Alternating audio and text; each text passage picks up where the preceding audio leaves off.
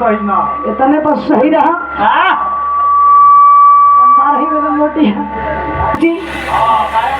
असुधीर भैया ढोलक लेके बजा लेते दादा हो दादा अशोक भैया का बड़ी प्यार में सम्मान 50 रुपया भैया लोरी के बेटा बाप होरिक दुर्गा माँ का शक्ति से गए बाबू जी स्वर्ग लोक जब स्वर्ग लोक में गई तो का देख पिताजी का बड़ा कष्ट में बा नरक में पीर में डूबा तो तिरात है जब वहां से इलन स्वर्ग से लौट करके गुरु जी तो लगे पूछे अपना माई से कि माई हम पिताजी के नाम पर बाबूजी के नाम पर जाए पिंडदान करे काशी बनारस में माई खड़े बेटा का जेबा पिंडदान करे तो आप पिताजी जहाँ जहाँ गए हुए काटा ही काटा बोलो मिलावत रहा बाबूजी हुआ क्या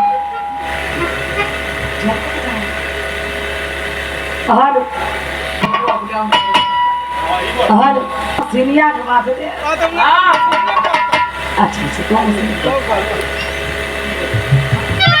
लेकिन बाबूजी हुआ क्या माई घलिया बेटा का जीवा पिंडदान करे और पिताजी जहाँ जहाँ गए हो काटा ही काटा बोले हुए यानी दुश्मन ही दुश्मन भरल वाले बेटा ये बाबू वीर का बेटा वीर हुई भैया हे माई शेर के बेटा शेर है कबो श्याम ना हुई हम पिंडदान करे जाए तो जाए काशी बनारस में माई घली नाम बता जा 12 भोरिक वीर बाबू पूजा पाठ का तैयारी बनौलन निकलन काशी बनारस में जब वहाँ गलन पिंडदान का तैयारी करो था बाबू हो तब तक हुआ क्या कहानी तनिक क्या मन लगे बाबूजी वही सुजापत राजा के बेटी भेष सुगनी भी वही विश्वनाथ जी के दरबार में आके अर्जी लगौले दे उनका बिरहा में गीत लगल है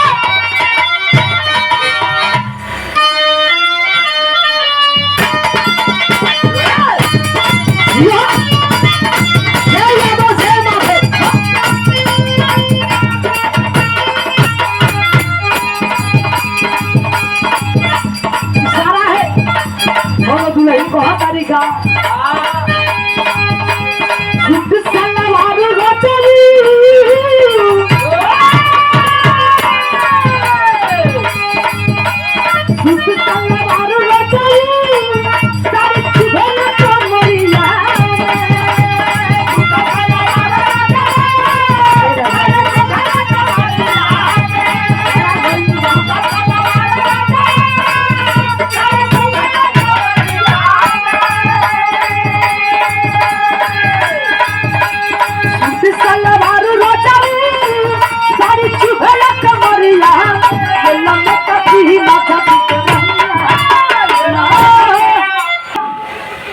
लेकिन बारे सुजापत रोजा के बेटी है बाबू सुगनी भी आके दरबार में जी लगेगी कहा तरीका और तेरा सुगनी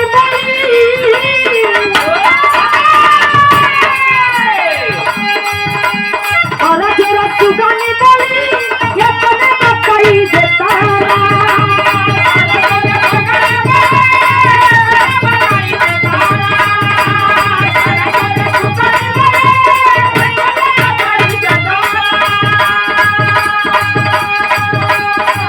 तेरा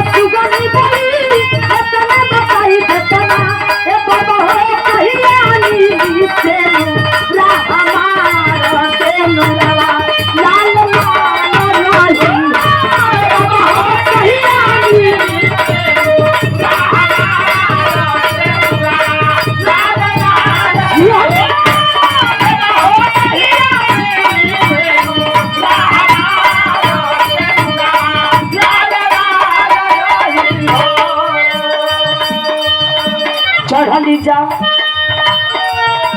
चढ़ली जवानी हम बेलया लड़ाई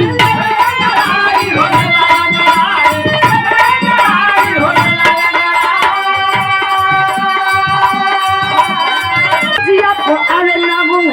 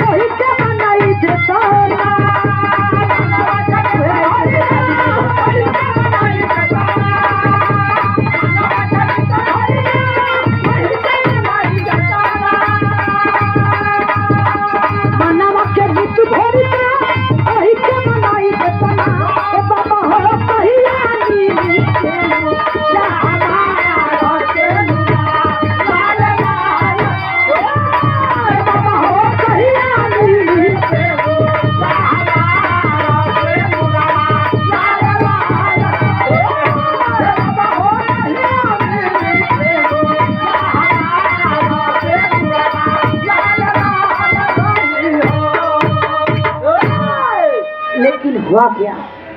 ए बाबूजी ये पंचो देखे बार जापत राजा के बेटी सुगनी जा करके फरियाद के लिए कि हे प्रभु जिंदगी भर पूजा पाठ के लिए कुछ मंगली नहीं, आज कुछ मांगे आए नहीं। जोरा बिरक दिन में सपना सजोले बानी हे प्रभु ओहर के बेटा ने हमारी शादी हो जाई सपना बा। लेकिन ये बाबू सुगनी रोड बिलखत तब तक हुआ क्या? आकाशवाणी आवाज है तन का कालगल विदेशिया में कहना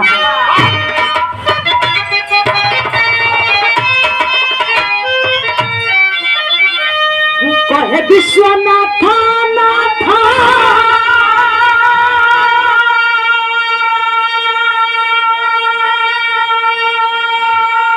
आइल काशी नगरी में पिंडवा करता बाटे गंगा के कछरिया हौवे बीरा बाके कबू ना नारी परता के सजना के पावे बदे गोहबू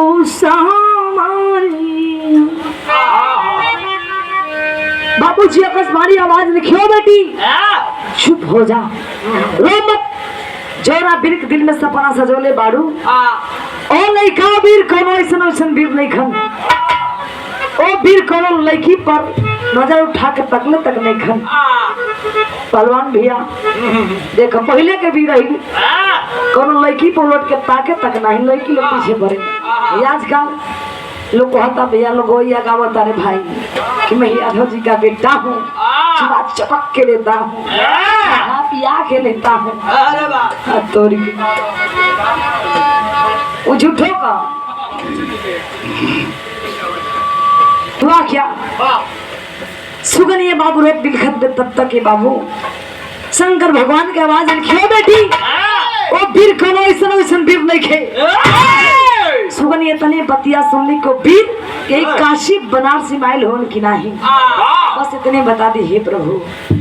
पता चल कि वीर अपना पिताजी का पिंडदान के तैयारी करो धवन पूजा पाठ में लगल हुए बार सुगनी सुजापत राजा के बेटी पहुंचलिए बाबू हुई गंगा जी के कछार पर गईली तक का देखली कि हाँ तो वीर तो बैठल हूँ धोती कुर्ता पहिर के ये भैया दम पूजा में बैठल मनोज भैया लड़की जब देखल सुगनी को तेरी अब मने आप लोग लहावत हो लहाई लो लेकिन हम ना सुगनी कहतारी अब और एक वीर के बाबूजी देखते बारी एक टक निहरत रही बाबू कि हाँ तब भगवान बनौले बनौले क्या की, लेकिन पहला मुलाकात ना आखिर ये भी लड़का अनजान बा, हम अनजान बा। बात का शुरुआत हो तो हुई कहाँ से? सुनी प्लान बनौला समझ में जा करके हेलो ए हीरो हमारा संग पासा खेलबा। बोला तो हर बड़ी नाम सुन रहे हैं, बड़ा चर्चा होता है। हमारा संग पासा खेलबा कि ना खेलबा? हमके लगत बा तू ना खेलबा, चुकी तू हार जेबा। कमजोर लगत हला वीर कहे रे दरात लड़की कही मां ये के बेटा का हम भैया के जोरी भैया खरा भइना भोरी भी तमतमा के लड़की लड़की हार जेबा। सुन के हां हां अरे बड़ा मर्दन संग लड़ले हुआ ना, आज कोनो मेहरारू संगे तार पला पड़ल है लड़ा का जानी। सुबह ये बाबू कहे लेकिन तू हार जेबा, हम ना खेलो। हमके पता बा तू मर्दन संग खेलो, मेहरारू संग को खेलने नहीं खाओ। अब भोरिक भी कहे चल बाजी पहले पासा हो जाए। सुगरी करे 18 पासा हुई, लेकिन हमारा शर्त बा दूगो। पहली शर्त हमारी है अगर पासा खेले में तू हार गईला तो तोहरा के हम नौकर बना ले हो। नौकर बनाई साड़ी खींच गए तू हो। अरे नहीं, सुजापत राजा के बेटी सुगनी को हटाई। अगर शायद तू जीत गईला तही विश्वनाथ जी के दरबार में हमारे सिंदूर से मांग भर दी है। मंजूर बा? ए भैया सुगनी तनी बतिया कहे अब भोर बिरकत लोगों था रे लड़की का जात लाल कारत में हम ए बाबू चले चल पे लड़की बैठ यहाँ चलो बाजी पासा हो जाए। ए बाबू पासा हो खेला गल ए अजय भैया पासा खेलत खेलत छोटी कहानी बना ले। अहे बाबू पासा खेले में सुगनी तो हार गई, लेकिन जब को वो खेले ना भाई तो वो भैया अब पासा खेले में हार गई लड़की जात वो हर के बेटा कम ना वो तो कोनो लड़की पर तकले ना रहलन गाटा धले लड़की। अब ये भैया सुगनी कहती है कि देखा हार गई तो सिका तू असली मर्द हुआ ना तो चलो वादा का पक्का हो तो फर्ज पूरा कर। तुम दिमाग के भोरिक फिर गए लड़की ना भगवत हो से ब्याह कर थे हम तुम दिमाग के चले ए बाबू पीछे से सुगनी गाटा थे वीर। ये हमारा बुझाता कि माए को भी भैया को, लेकिन सपोज दैट मान लेते हैं मन नहीं के बतिएगा पप्पू भैया बड़े भैया मान लेते हैं। अब मान भरपूर धैली दम मजे को कली देखा वादा का पक्का करे के पड़ी। ए बाबू सुगनी तने बतिया कहे इतना तो हुआ क्या तन गीत बदल गई भैया।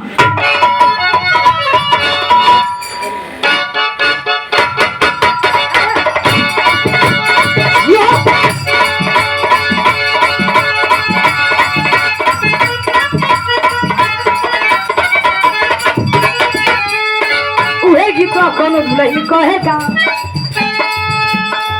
पहली रात पायल तोड़ला दूसरी रात बाली हो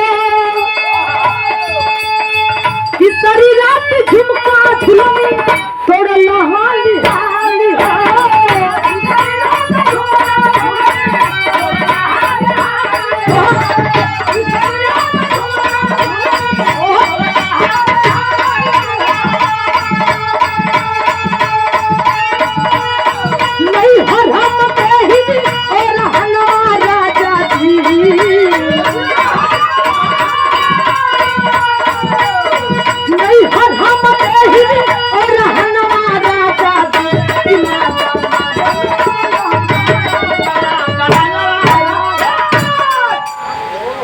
समय की बचत।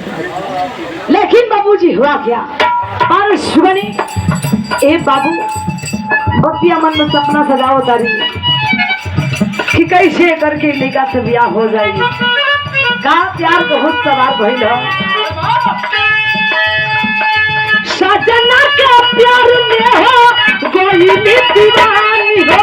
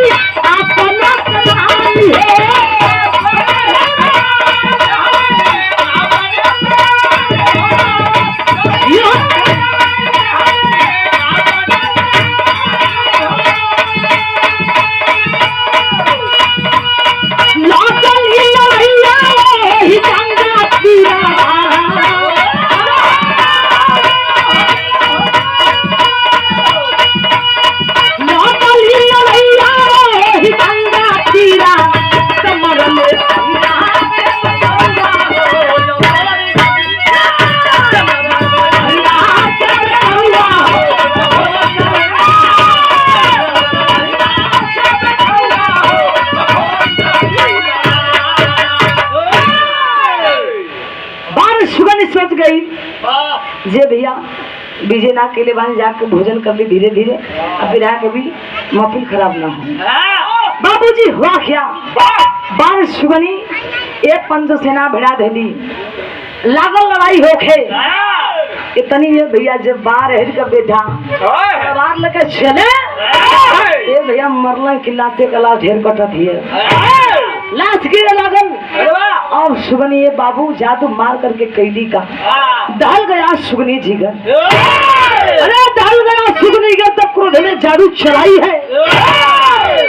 अब होली को सुगा बनाकर सुगना कर ले आई है। मरली सरसों पोड़ के जादू अब नहीं ठबो भागता रो खत्म किया को लता आहे बाबू जादू मार करके पहलवान भैया सुगा बना रहे सुगा बना करके बाबूजी पिंजरा में बंद कैली अपने राज की ओर लेके गईली। बाबूजी तब तक हुआ क्या इन्हें घरे पर हाहाकार मचल। घर परिवार दुखित हुए कि बेटवा विलन बाबूजी के नाम पर पिंडदान करे घरे लौटल नहीं। बारे को मतारी कमनता का होला बाबू पप्पू भैया से पूछी मारकंडे भैया से पूछी माई कमनता का होले कि कहीं नजर ना आई बेटा तमाई के इससे व्याकुल होकर ढूंढे अपना बेटा की बारे माई। जब उन्हें माई बाबू पता लगा पहुंचली काशी बनारस में वहां से पता चल कि हो रहा हो तो वीर में वीरंगना में बड़ा घमसान युद्ध भई ना जानो लड़की लड़का कहाँ गईलन वही पता नहीं खे चलो। फिर माई वहां से पता लगाओ पहुंचली दोनों भाई देवाजी और चनार जी पहुंचे दुर्वासा ऋषि के आश्रम में। जब वहां गईलन तो हुआ क्या बिरहा में फिर तनिका मोड़ लगल हिंद गीत के लगलाइन